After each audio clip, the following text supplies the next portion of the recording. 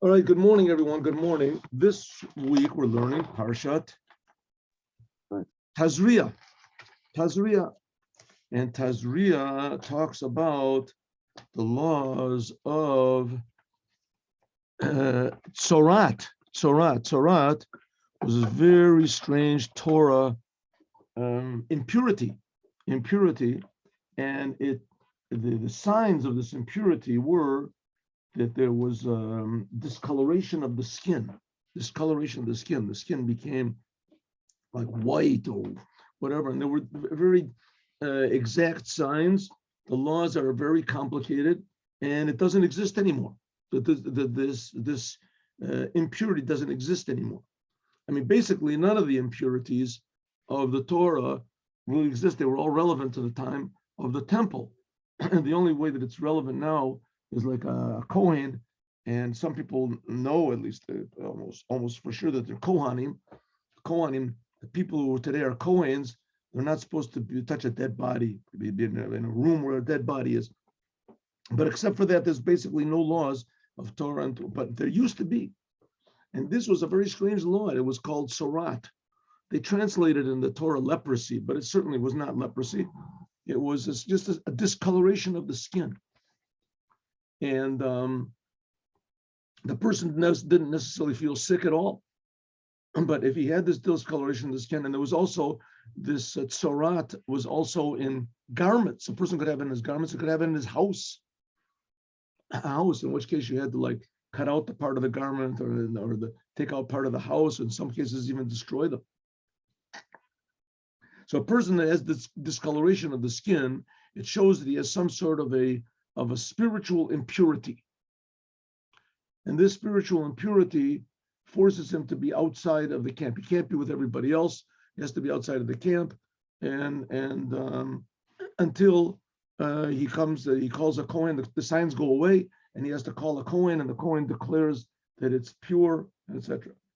Also, on the other hand, if a person sees these signs that he has, and he has to call a Kohen to declare him impure, and if the Kohen, he doesn't call a Kohen, and if the Kohen means a priest, doesn't come and say, and that's the way it's translated nowadays. It's sort of a misnomer, but that's, and so the Kohen has to declare him impure also. And if he doesn't, then he's not impure. So the laws, like I say, are very complicated, and they're very strange laws, but nevertheless, it's a very severe type of impurity. One of the most severe types. Tzorat.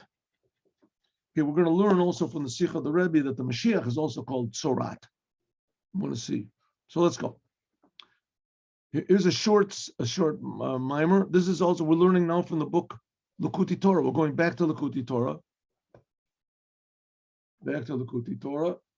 Last week we learned a mimer, but from the Rebbe. Oh, we have to actually finish that mimer, don't we? Wow, I forgot about that. We have to finish that mimer. We have to finish the mimer of the Rebbe. All right, let's do this first, and then we'll finish the mimer of the Rebbe, because this is very short. At least so that we'll be in talking about this week's Torah portion. Here it goes. Adam ki yeh ba'or b'saro negat tzorat. That's what it says in the Torah. A person, when he has in the skin on his flesh, the skin, he has what's called negat tzorat. That's the continuation of the sentence. Negat tzorat. He has the blemish, or the, what do you call the disease, spiritual disease called tzorat. METZORA. Okay, now there's in the Torah, 4 different appellations for man. Man is called Adam. It's called Enosh, Gever, and Ish. And each one of them describes a certain level of a person, if you want to call it. Level of a person. Almost like in English, if you say a human being, you don't call a person, hey, human being, right? You don't call a person. It's not really nice. But if you say that person is really a man, or a man, that can imply that he's very strong, something really good. right? Of human. In English, it doesn't really work out that well, but in Hebrew, it does. Usually the word enosh is talking about the how do you say, a person without many good qualities, an enosh. And Adam is talking about a person that has all the good qualities. And Ish and Gever are sort of in the middle. So Adam, this is the Madrega Gedola. This is a high level. Lefi, because Shehu Shlema Dekula. Adam means someone who is complete. Perush Mipnei Shehu Kalul Mikol Bechinot. Mainly Adam, spiritual, means that he is included with all of the spiritual good qualities, human, personal qualities. Chesed, Gevura, Rachamim. Chesed means love. Gevura means severity. Rachamim, mercy. But he knows how to treat God in this way. He treats people in this way. Treats himself in this way. Has proper love, proper limitations on himself, and proper, how do you say, humanness. Everything is according to the Torah. Adam, V'kol midot, and all of the, how do you say, attributes, V'anhagos, and his conduct, his speech, his thought, his actions, Hashaychud, which are relevant, B'mi shehu sholit u'moshel, that he rules and he controls Ba'olam in the world. He controls himself. That was man. God created man, created all these other creations in the world, right in the beginning of the creation, 6th day. So God makes all the animals also in the 6th day. So he makes all the animals, and all of a sudden he makes one animal that's called Adam. And the whole idea of the Adam was, it was supposed to control the world, rule the world. What does it mean, rule the world? That everything should act according to the way God wants it to. That was his thing. How does he do that? By working on himself. When a person acts properly, then the animals act properly. You take an example, Daniel. Daniel was thrown into the lion's den, as it explains in the Tanya, that the reason that the animals didn't eat him was because he acted like a human being. He acted like a man. And animals naturally have awe of a man. Man has the image of God. And animals have awe of God. So all the lions, they were still. They couldn't eat him up. They couldn't devour him. If so, they would be like attacking the source of their own being. Animals aren't foolish like man can be foolish. Man can go against himself. Animals usually don't commit suicide. Probably you'll find some sort of exception to that, but generally speaking. But people do. So a human being, and animals can't go against a real man. And Daniel was an example of a real man. It says in the Gemara that Daniel, if the Moshiach will come from the dead, it'll be somebody like Daniel, it says. Or it'll be Daniel himself. So that's the idea of an Adam. An Adam is someone who has all the purity, the completeness, integrity, you want to call it, I don't know, completeness. Which is not the case, Mishu Davuk, which is not the case, a person who is controlled by one sort of a level, or he only clings to one level alone, Oshtayim, right? He's really good at being kind, but he's not so good at controlling himself. There's people who are really good at controlling themselves, but they're not good at being kind. Or that person is not called Adam. Like it says, for instance, Moshe Ha'ish. Right? Moshe Ha'ish. When the Jewish people, when they wanted to serve the golden calf, so they said, Zeh Moshe Ha'ish. That Moses is just a Ish. He's not complete. He lacks something. Also, it says Moses is called an Ish Elokim. Right in the end of the Torah, Zota Bracha Asher Barach Moshe. Ishu Elokim. Moses was, it says, a man of God, but it's used man. Oh, excuse me. He uses the term each. Afalpi. Oh. Shebechin and Moshe, that the level of Moshe, Lamayla is very, very high. Mikol Makom, Bechinas Adam, Lamayla Mimenu. The term Adam is even higher than Moses. What was wrong with Moses? One thing wrong with Moses, the Jewish people brought him down. The Jewish people brought him down. Also, it says, there's a sentence from Isaiah that says, Hine Yeskel Ovdi, it's talking about the Mashiach. It says, behold, my servant, Yom V'nisa Gavoa Ma'od Ma'od. It says the Mashiach is going to be higher than King David, and he's going to be higher than Elijah the prophet, is going to be higher than Moses, is going to be higher than Adam Arishon. It says those four, they correspond to 4 of the 5 aspects of the soul. David, he purified Nefesh. Elijah the prophet purified Ruach.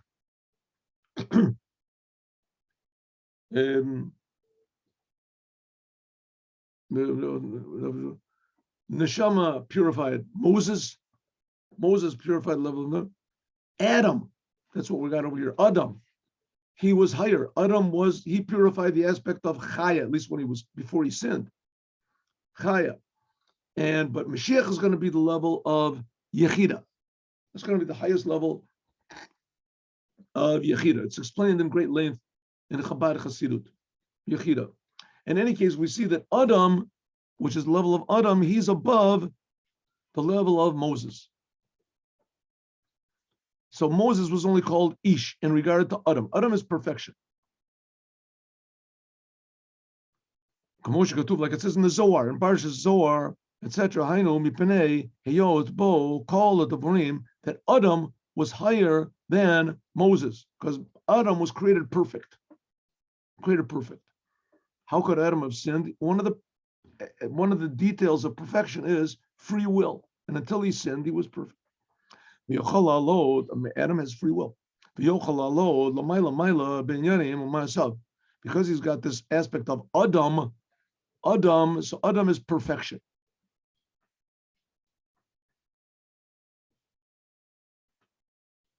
Because Adam, everything depends on him. He can either raise up high like Adam could have done, or ulahashpil lamata, or he could go down below. It says that Jacob, he purified Adam. It says the beauty of Jacob was like the beauty of Adam. The day he was created, he was really called Adam. In any case, man, it says kala olam talui bo.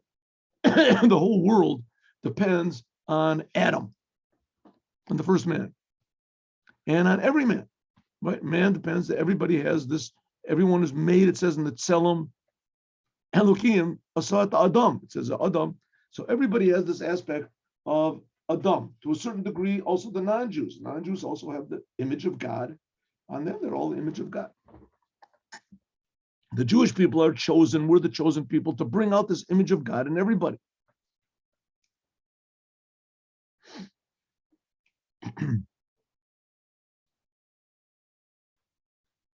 Okay, there's other places that I mean, this is not exactly so. The comparison between Adam and Moses, that Adam was above.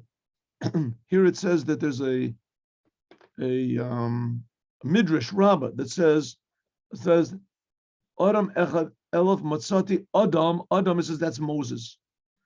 Moses bo elef dor. Okay, in any case, our point is that Adam shows on perfection. Okay, so if so, let's go back to what's going on. Adam, this level of Adam is showing perfection of man, right? That a man reaches his perfection.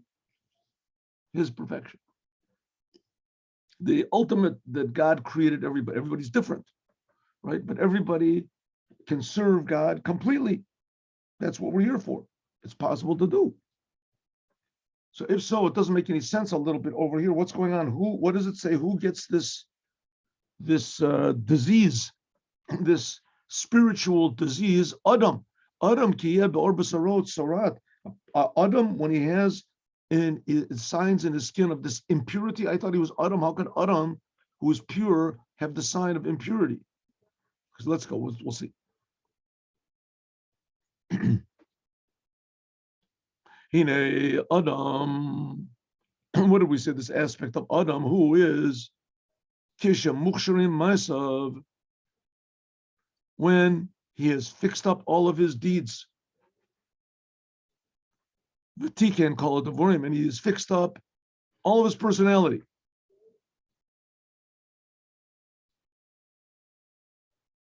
But a level which is above him, there can be. I'm sorry. This person, he's fixed up everything. He's reached his highest levels. His potential is being, but nevertheless, there can still be the orbatzaro in his flesh, the lowest level of him. It could be that the highest levels in a person's personality are fixed up, but there's still a little bit of bad.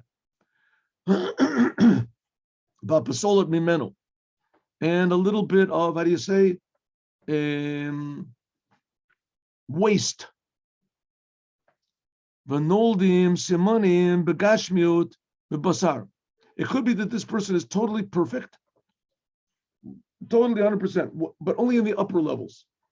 As far as his wisdom goes, as far as his love goes, he loves God, he is wise, he knows the Torah, he uses his mind only for godly things. He's thinking about, but maybe he's got a little sort of a blemish. A little sort of a blemish, right? When somebody calls him a name, he has a little tinge of anger inside of him. A little tiny, I think for a half of a second. Right? When someone calls him and says you made a mistake or something like that, a simple person laughs at him. So there's a little tiny bit of, jealousy or anger or some tiny bit. It's so small, it's totally not noticed. Totally not noticeable. Oh, excuse me. So if so, he's fixed up all of his personality, but a little tiny bit is remained. Shaloni Borera Ra, that he did not get rid of this little bit of egotism. Ra, bad, means egotism. But Pasolos and the, how do you say, waste products remain from him. Waste products. A person, he eats, right? So the good food, the vitamins, the nourishment from the food he utilizes, and the rest he pushes out of his body. He gets rid of it. Right? So it's the same thing in your personality. Also says it's the same thing by the angels. So the same thing by the person's personality. A person can be perfect and but there's a little bit something bad. Okay, who is like this? I mean, everybody we have so much egotism rules so much the world, but nevertheless, we'll see. This is the Rebbe is going to explain why we don't have this disease today. That's what he's going to explain. So he says there can be a person that's so totally pure. He's Adam, but nevertheless, he has a little tiny bit of bad. Benoldim simani bagashmis bebasar shalo kaderech hateva, which all of a sudden comes this unnatural thing in his flesh. He sees this discoloration. It's not a natural disease. It's not a thing you can treat in any sort of natural way, by changing your diet, by taking pills, by taking oils, by getting rest. This is a spiritual disease that appears only because a person has impurities in the most external aspects of his soul, of his personality. This is the Nagaim. This is what we call this. Called Nagaim is also another name for Tzorat, for this Tzorat, this discoloration. It's called Nega Tzorat. Nega means like the plague, but it's in this case it's not a plague. It's just in individual people. She'enom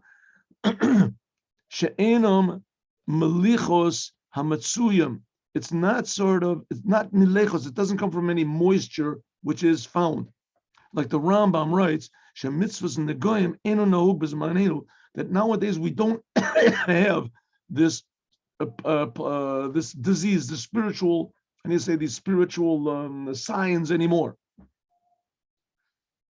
Achra Chorban, after the destruction of the temple. I think the second temple. Because it's not found at all that a person's flesh can turn colors. That's what the signs of is. Below shum lecha, without any moisture at all.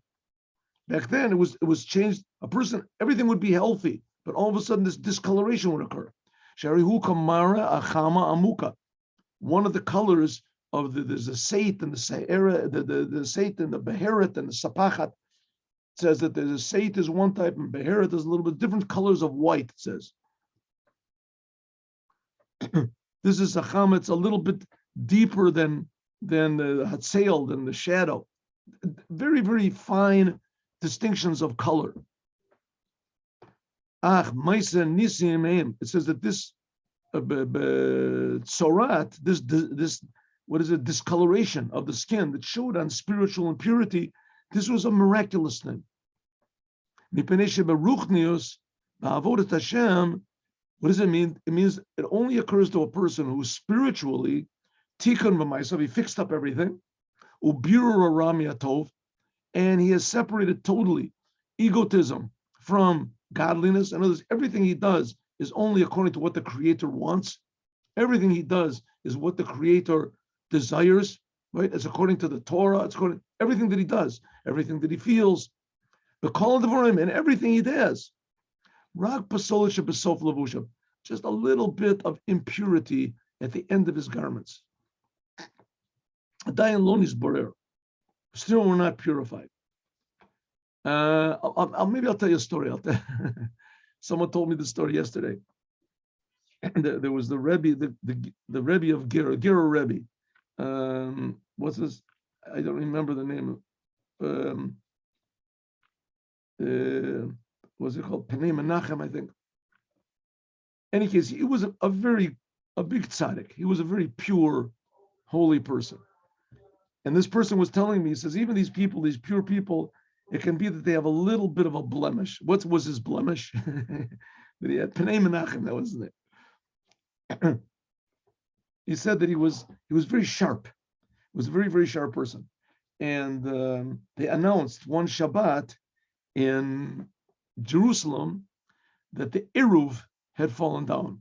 There's a law in Judaism that you're allowed to carry in certain places, let's say like in the streets of a city or something. You're allowed to carry. If the streets are small, you're allowed to carry. But the rabbis made a decree that you can't carry. It's called a Carmelite. But the rabbis also said, but you can fix this up. We made the decree you can't carry. But if you make an Eruv, then it's permissible to carry. An Eruv is like they put a string around the whole city on poles. In any case, sometimes the Eruv, if it breaks before Shabbat, then it's forbidden to carry. Okay. So they announced before Shabbat on big speakers, right? This is in Mea Sharim or wherever it was, and they said that the Eruv is broken. You're not allowed to carry, you're not allowed to carry. Well, this Penei Menachem, he was walking with some other Hasidim, and there happened to come a Jew that was sort of connected to this congregation, and he had a beard, but he shaved his beard off. He shaved off his beard. So he said to this Jew, listen, a beard you can carry.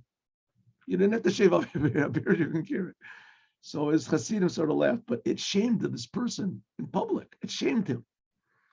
But he just sort of couldn't hold back. He couldn't hold back.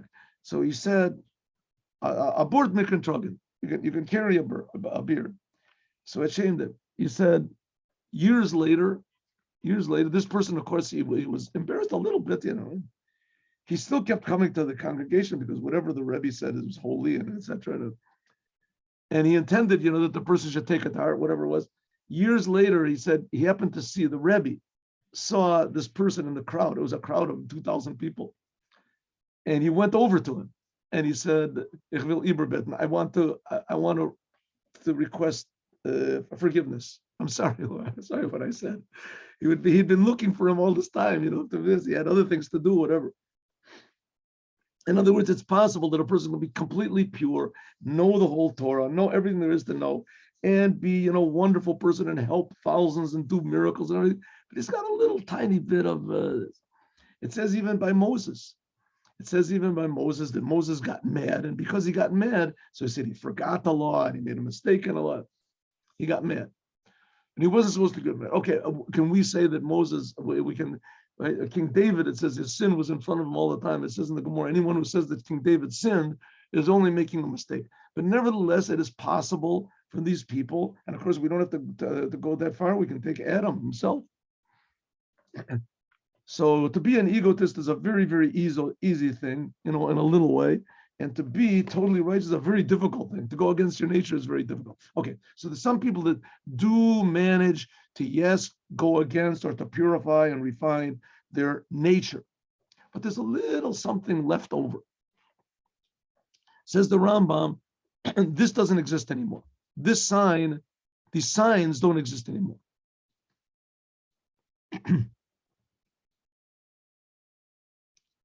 It says the fact of the matter is that God should show a person exactly what is wrong with him. This comes from a very, very high source. A person is not called impure until the Kohen comes. A Kohen has to come. The priest has to come. And I don't like the word priest. It's not Jewish connotations, but the Kohen can come and he has to declare him impure. And if the Kohen does not declare the person impure, it's not impure at all. Exactly not. They are very high lights of God. Why would a person want to go and say, call a Kohen? Just don't call a Kohen. Because people wanted to know if they were impure or not. Rakshem Dina Kashim. They're Dina Kashim because people wanted to correct themselves. These are just what we call great severities of holiness. Like it says in Eitz Chaim, Ayin Sham, look over there. That's what it says. Aaron says also, look in the Ramban, Ramaz, an explanation on the Zohar, Rav Moshe Zechut. Also look, and it says that the Tzorat is a very, very high godliness that comes shining into a person to tell him what his faults are. Warning lights. Behuva al Aaron HaKohen is brought to Aaron HaKohen, shenit alim al yedei HaKohen, that he is elevated by means of the Kohen, that the Kohen is what's called a man of kindness, love, Eloah. So it's the sign of God's upper love. And he is able to refine the bad. Let me take an example. Let's say a person, he wants to be anything. Let's take an example. He wants to be a good violinist or a pianist, right? So he plays, everybody says he's great. Well, you're wonderful. So someone says, listen, you got potential. Go to see the great master pianist, whatever the guy's, Rubinstein, and ask him how good you are. Ask him how good you are. Sure, no problem. Goes, the place says, listen, are you okay? But this finger not right, and this the way you play, this is not right. And before he was great. He goes to see the big expert, and suddenly he realizes he's not. Now, if a person is really serious and he really wants to be an expert piano player, so this is the man I want to take lessons from. It could be sometimes these great, maestros, they don't even want to take people unless they have tremendous potential. They really want to fix up everything that's wrong, right, in their personalities, in their piano playing or whatever. And so that's the idea here. God becomes your personal coach, and God shows a person the blemishes that he has in his personality, so he can come and fix it up. And and it all stems from the same thing: a little bit of egotism. You get rid of that egotism. You have to know how to connect it to the Creator, how to think about the Creator in such a situation, how to feel the Creator. So it says, this signs that are coming on a person's skin, this comes from God's severity. Severity. God is very, very strict and very, very exact to the person. It shows exactly what's wrong with him. So what does he do? He goes to the Kohen. The Kohen is a person that emanates God's kindness, and he knows how to fix up this dinim. And as he tells the person what to do, how he can fix himself up. The Kohen can say impure, or he can say tor. He can say the person is pure, he's healed. Mitarim and Nagaim nefchul tov. All of a sudden, it comes to be completely good, fixed himself up. The yesh nagoim. There's sometimes that the coin is not able to elevate them. Namtikam. Therefore, ein and the goyim nahu b'zmaneinu. Says therefore nowadays in our time there is no tzorat. After the second temple was destroyed, finished. Why not? We can't. They can't find it in people. Morim al hizborus hara min penimius aguf v'nefesh, because it shows that the person has totally purified the inside. Rak bechitzonius, only a little bit is left on the outside. It says nowadays you can't find anyone like this. Even the greatest, highest tzaddikim, a little tiny bad must be somewhere down inside. So he's saying this doesn't exist in anyone. So it says, even let's say great tzaddikim like Rabbi Shimon Bar Yochai, that it was pure. To the degree we're going to see in the Sikha that we're learning from the Rebbe, that it says even the Moshiach is going to be, which there has to be a Moshiach in every generation, that he's also called a METZORA. And we're going to see why. So what did we learn from this? This whole idea of METZORA was a very, very high, holy thing that showed a person what small faults were still remaining inside of him. Warning lights. And the Kohen would come and fix it up. But it meant that was the only thing wrong with him. Everything else was pure. Just a little tiny bit of bad. And that would come shining through. Says the Rebbe, nowadays we don't have such a thing like this. That everybody has a little bit deep inside of him, has a little bit of egotism. So therefore we don't have this. Okay, that's the short mimer that we learned from Likuti Torah. And let's go back. Let's see, I forgot, I'm sorry. Let's go back to the mimer that we learned from in Chodesh Hazeh. Let's go back.